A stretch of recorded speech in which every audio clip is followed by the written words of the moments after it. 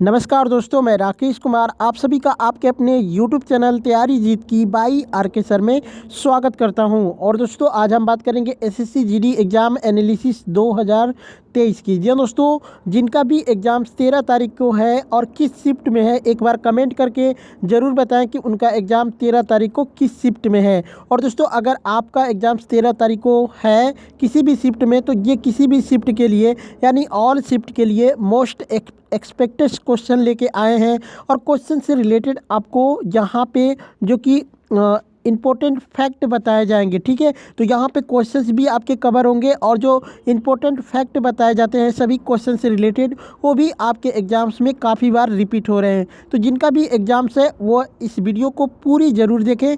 और दोस्तों, अगर इस वीडियो का PDF फाइल चाहिए तो आप हमें इस व्हाट्सअप नंबर पर PDF लिख के भेज सकते हैं। ठीक है, तो चलिए वीडियो को शेयर कर दीजिए, लाइक कर दीजिए और इस चैनल को सब्सक्राइब कर लीजिए। क्वेश्चंस देखते हैं। तो दोस्तों, यहाँ पे पहला क्वेश्चन देखते हैं, वर्तमान में यूक्रेन के राष्ट्रपति कौन है? तो ये पदस्थ वोलोदिमीर जेलेंस्की जो कि वर्तमान में यूक्रेन के राष्ट्रपति हैं। यूक्रेन की राजधानी जो कि कीव है और यूक्रेन की मुद्रा जो है यूक्रेनियन जो कि हैरिवेनिया है। ठीक है, तो ये सभी याद रखिए, हो सकता है ये क्वेश्चंस आपके एग्जाम्स में फंस सकता है। एक क्वेश्चन आपसे पूछ सकता है कि वर्तमान में श्रीलंका की राजधानी कौन है? तो श्रीलंका की दो राजधानी है, एक तो है कोलंबो और एक है श्री जयवर्धने। ठीक है, श्री जयवर्धनेपुरा कोट्टे जो कि श्रीलंका की दूसरी राजधानी है। वर्तमान में श्रीलंका के जो प्रधानमंत्री है दिनेश गुणवर्धन हैं। ठीक है, राष्ट्रपति जयंता जयसूर्या हैं और श्रीलंका की मुद्रा जो है श्रीलंकाई रुपया होता है। ठीक है, हैप्पी इंडेक्स 2022 में भारत की रैंक क्या है? तो 136 हो जाएगी। पहले स्थान पे फिनलैंड है और कुल 146 देशों की सूची जारी हुई थी। ठीक है, एक प्रश्न यहाँ पे आप देख सकते हैं दोस्तों कि आया था कि बौद्ध धर्म का प्रथम उद्देश्य कहाँ दिया गया था? बौद्ध धर्म का प्रथम उद्देश्य कहाँ दिया गया था? तो महात्मा बुद्ध ने बनारस के सारनाथ में उपदेश दिया था। ठीक है, पीला ग्रह किसे कहते हैं? तो शुक्र ग्रह को पीला ग्रह कहा जाता है। पानीपत की तीसरी लड़ाई कब हुई थी? तो पानीपत की जो तीसरी लड़ाई हुई थी 1761 में अफगान और मराठों के बीच में हुई थी। पानीपत की प्रथम लड़ाई जो कि 21 अप्रैल 1526 को हुआ था और पानीपत की दूसरी लड़ाई 5 नवंबर 1556 को हुई थी। ठीक है, चलिए नेक्स्ट क्वेश्चन देखते हैं। अनुच्छेद 75 किससे संबंधित है? तो राष्ट्रपति के द्वारा प्रधानमंत्री की नियुक्ति की जाएगी और प्रधानमंत्री की सलाह पर राष्ट्रपति अन्य मंत्रियों की नियुक्ति करेंगे। तो अनुच्छेद 75 आपका इससे रिलेटेड हो जाएगा। IPL 2022 का विजेता कौन था? तो गुजरात टाइटन था। उप विजेता जो कि राजस्थान रॉयल्स था। राजस्थान के बल्लेबाज जोस बटलर को ऑरेंज कैप और इसी टीम के खिलाड़ी यजुवेंद्र चहल ने पर्पल कैप जीता था। तो इसको भी आप लोग याद रखिएगा। नीली क्रांति किससे संबंधित है? तो मत्स्य उत्पादन से। आपका राइट आंसर हो जाएगा। भारत और नेपाल की सीमा कितनी लंबी है? तो भारत और नेपाल की सीमा कितनी लंबी है? तो उत्तर प्रदेश, उत्तराखंड, बिहार, सिक्किम, पश्चिम बंगाल के साथ जो है लगभग 1850 किलोमीटर की सीमा साझा करता है। ठीक है, नेपाल से। जंगम का विलोम शब्द क्या होगा? तो स्थावर हो जाएगा। आनंद का विलोम शब्द क्या होगा? तो वेदना। आपका राइट आंसर होगा। उज्ज्वल का शुद्ध वर्तनी क्या होगा? तो उज्ज्वल, ये बिल्कुल शुद्ध लिखा गया है दोस्तों। ठीक है, एक प्रश्न आया था दोस्तों कि पौर्वात्य का विलोम शब्द क्या होगा? तो पश्चात्य हो जाएगा या फिर प्राच्य हो जाएगा। ठीक है, घोड़ा का पर्यायवाची शब्द क्या होगा? घोटकर, विशु, तुरंग इत्यादि जो कि घोड़ा का पर्यायवाची शब्द हो जाएगा। ज्योतिपुंज पुस्तक के लेखक कौन है? तो भारत के प्रधानमंत्री श्री नरेंद्र मोदी हैं। नरेंद्र मोदी द्वारा लिखी गई कुछ पुस्तकें हैं जैसे कि दोस्तों सेतुबंध, आँख आ धन्य, 6 कर्मयोग, आपातकाल में गुजरात, एक भारत श्रेष्ठ भारत, सामाजिक समरसता, एग्जाम वॉरियर्स, ये सभी क्या है दोस्तों? ये प्रधानमंत्री के द्वारा लिखी गई बुक है। पेरियार बांध कहाँ पर स्थित है? तो ये केरल में स्थित है। सरहुल त्यौहार कहाँ पर मनाया जाता है? तो ये झारखंड में मनाया जाता है। घूमर लोक नृत्य किस राज्य का है? तो ये राजस्थान का हो जाएगा आपका राइट आंसर। भारतीय ओलंपिक संघ के अध्यक्ष कौन है? तो पीटी उषा, जो कि वर्तमान में भारतीय ओलंपिक संघ के अध्यक्ष हैं। एलिजाबेथ बोर्न कहाँ की पहली महिला प्रधानमंत्री बनी है? तो फ्रांस की प्रधानमंत्री बनी है। ठीक है, फ्रांस की प्रधानमंत्री बनी है। नेक्स्ट क्वेश्चन देखते हैं। यहाँ पे क्वेश्चन है दोस्तों कि गांधी इरविन समझौता कब हुआ था? तो 5 मार्च 1921 को लंदन के द्वितीय गोलमेज सम्मेलन के पूर्व महात्मा गांधी और तत्कालीन वायसराय लॉर्ड इरविन के बीच एक राजनीतिक समझौता हुआ था, जिसे गांधी इरविन समझौता कहते हैं। इसको दिल्ली पैक्ट भी कहा जाता है। ठीक है, तो इस बात को याद रखिएगा। भारत की सबसे छोटी सीमा किस देश से लगती है? तो अफ़गानिस्तान से भारत की सबसे छोटी सीमा लगती है, जो कि 106 किलोमीटर की है। सबसे अधिक सीमा की बात करें तो बांग्लादेश से लगती है भारत की सबसे अधिक सीमा। वर्तमान में भारत के शिक्षा मंत्री कौन है? धर्मेंद्र प्रधान। उन्होंने 7 जुलाई 2021 को शपथ ली थी। ठीक है, नेक्स्ट क्वेश्चन देखते हैं। लाला लाजपत राय कहाँ से थे? तो लाजपत राय, जो कि फिरोजपुर पंजाब, उनको पंजाब केसरी के नाम से भी जाना जाता है। उनका जन्म जो है 28 जनवरी 1865 को हुआ था। उनके पिता का नाम मुंशी राधा कृष्ण आज़ाद था। उनकी माता का नाम जो था गुलाब देवी था। ठीक है, तो इसको याद रखिएगा। वर्तमान में मेघालय के गवर्नर कौन है? बीडी मिश्रा, जो कि वर्तमान में मेघालय के गवर्नर हैं। वर्तमान में मेघालय के मुख्यमंत्री कौन है? कॉनराड संगमा, जो कि वर्तमान में मेघालय के मुख्यमंत्री हो जाएंगे।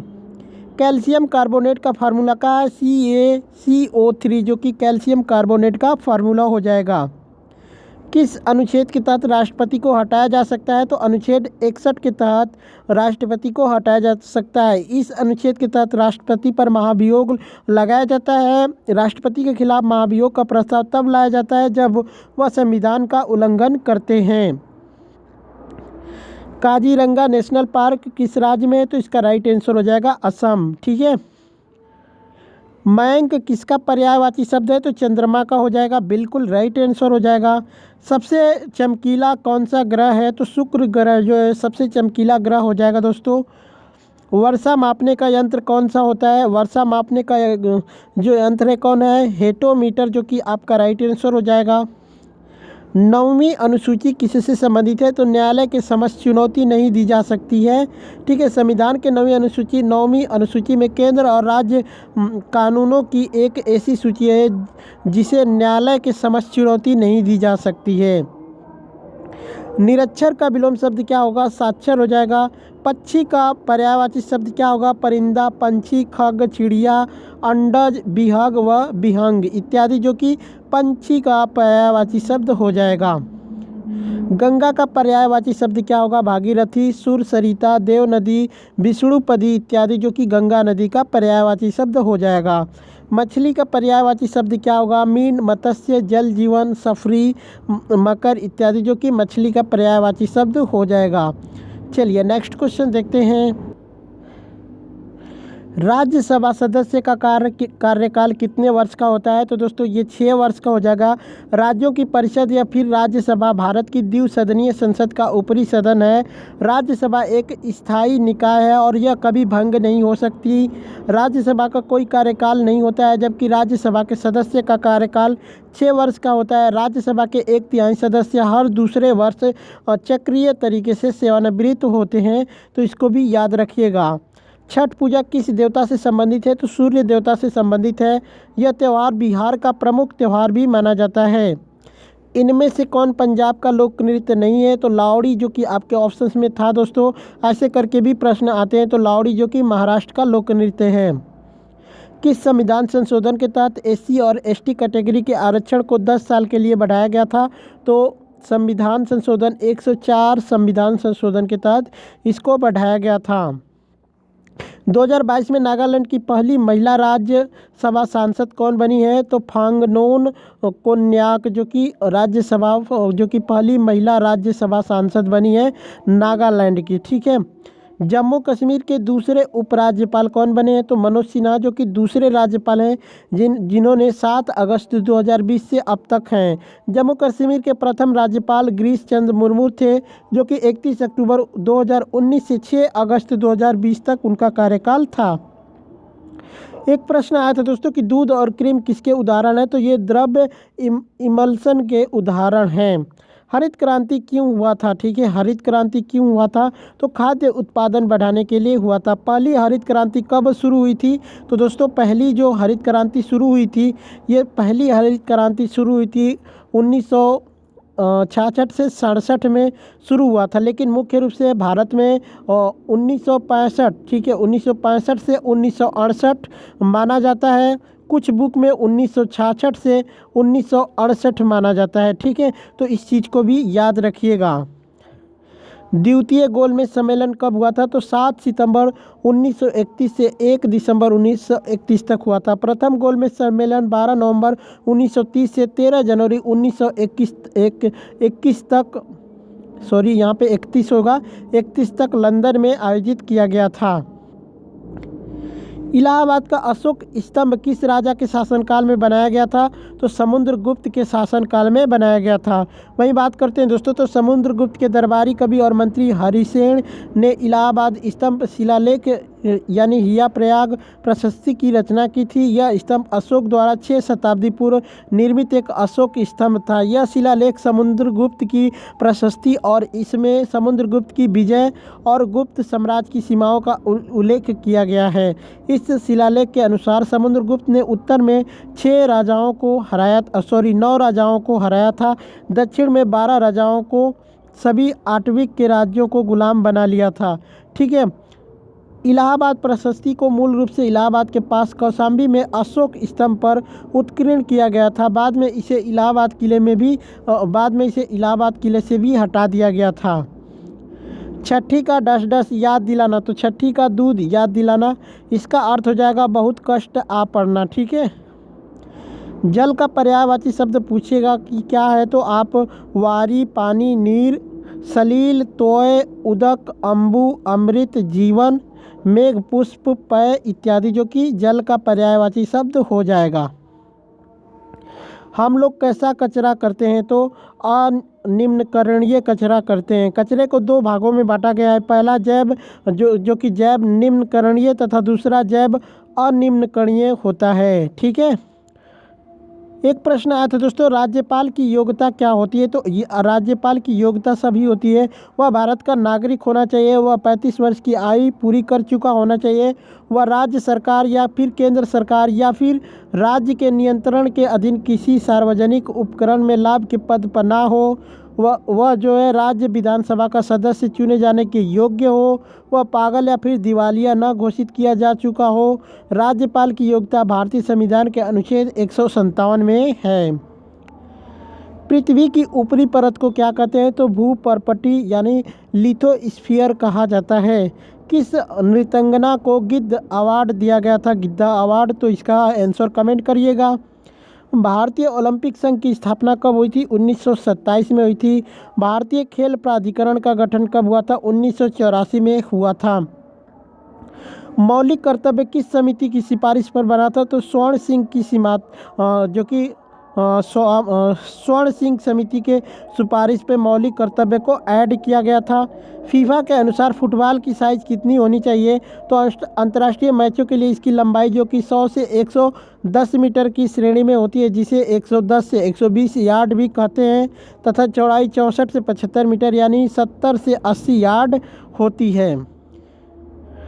चलिए नेक्स्ट क्वेश्चन देखते हैं। वर्तमान में पश्चिम बंगाल के पश्चिम बंगाल के राज्यपाल कौन है, सीवी आनंद बोस हैं। नवंबर 2022 से अभी तक है। इससे पहले ला गणेशन को अतिरिक्त प्रभार दिया गया था। उससे पहले जगदीप धनखड़ पश्चिम बंगाल के राज्यपाल थे, ठीक है। चौथी पंचवर्षीय योजना में कौन सा युद्ध हुआ था, तो दोस्तों चौथी पंचवर्षीय योजना में जो कि भारत और पाकिस्तान का युद्ध हुआ था। यहाँ पे बताना चाहेंगे चौथी पंचवर्षीय योजना के बीच अवकाश की घोषणा हुआ था, क्योंकि 1962 में भारत और चीन का युद्ध, 1965 में भारत और पाकिस्तान का युद्ध हुआ था। चौथी पंचवर्षीय योजना का कार्यकाल 69 से 1974 था, जो कि 1971 में भारत और पाकिस्तान का युद्ध हुआ था, जिसके बाद जो कि बांग्लादेश एक नया देश बना था। चौथी पंचवर्षीय योजना के कार्यकाल के दौरान भारत और पाकिस्तान का युद्ध 1971 में हुआ था, जिसमें बांग्लादेश एक नया देश बना था। निम्न सदन में अधिकतम सीट कितनी होती है? तो 552 होती है। ठीक है, इसमें आपको बताना चाहेंगे कि 530 सदस्य राज्यों का प्रतिनिधित्व करेंगे, 20 सदस्य संघ शासित प्रदेशों का प्रतिनिधित्व करेंगे और 2 सदस्यों को राष्ट्रपति द्वारा एंग्लो इंडियन समुदाय से नामित किया जाएगा, ऐसी बात कही गई है। जनगणना 2011 के अनुसार किस राज्य की साक्षरता दर सबसे कम थी? तो बिहार की साक्षरता दर जो कि सबसे कम थी 61.80% थी। सबसे अधिक की बात करें तो सबसे अधिक साक्षरता वाला दर वाला राज्य था केरल, जिसकी साक्षरता दर 94% थी। सोना का पर्यायवाची शब्द क्या होगा? कनक, कंचन, धन, कुंदन, संपत्ति इत्यादि जो कि सोना का पर्यायवाची शब्द होगा। नटनी का चबूतरा कहाँ पर है? तो उदयपुर राजस्थान में है। फिक्की का फुल फॉर्म पूछा था दोस्तों, फिक्की का फुल फॉर्म क्या होगा? तो federation of Indian chambers of commerce and industry जो कि फिक्की का फुल फॉर्म होगा। फिक्की की स्थापना 1927 में हुई थी। एक प्रश्न आया था 2020 के ग्रीष्मकालीन ओलंपिक में कितने एथलीट ने भाग लिया था? तो इसमें प्रतिभागी खिलाड़ी जो थे वो थे 11,326 थे। इसमें 205 देशों ने भाग लिया था। इसमें कुल 33 खेलों का आयोजन हुआ था। ठीक है, इसका आयोजन 24 जुलाई 2020 से 9 अगस्त 2020 के बीच टोक्यो जापान में होना था, लेकिन कोरोना के कारण इसका आयोजन जो कि 23 जुलाई 2021 से 8 अगस्त 2021 तक हुआ था। ठीक है, बतुकम्मा महोत्सव किस राज्य में मनाया जाता है? तो इसका राइट आंसर हो जाएगा तेलंगाना में मनाया जाता है। ठीक है, तो दोस्तों ये थे आज के जो कि मैंने 13 तारीख के लिए मोस्ट एक्सपेक्टेड क्वेश्चन लेके आया हूं। और दोस्तों ये भाग 2 है, भाग 1 अगर अभी तक नहीं देखे तो जाकर इस वीडियो को ज़रूर देखिए। और दोस्तों मुझे पूरी उम्मीद है कि इन दोनों वीडियो से काफ़ी क्वेश्चंस आपके रिपीट होंगे। बाकी वीडियो कैसी लगी कमेंट करके ज़रूर बताइएगा, अच्छी लगी हो तो लाइक शेयर ज़रूर करिएगा। चलिए चलते हैं, मिलते हैं नेक्स्ट वीडियो में, तब तक के लिए जय हिंद, जय भारत।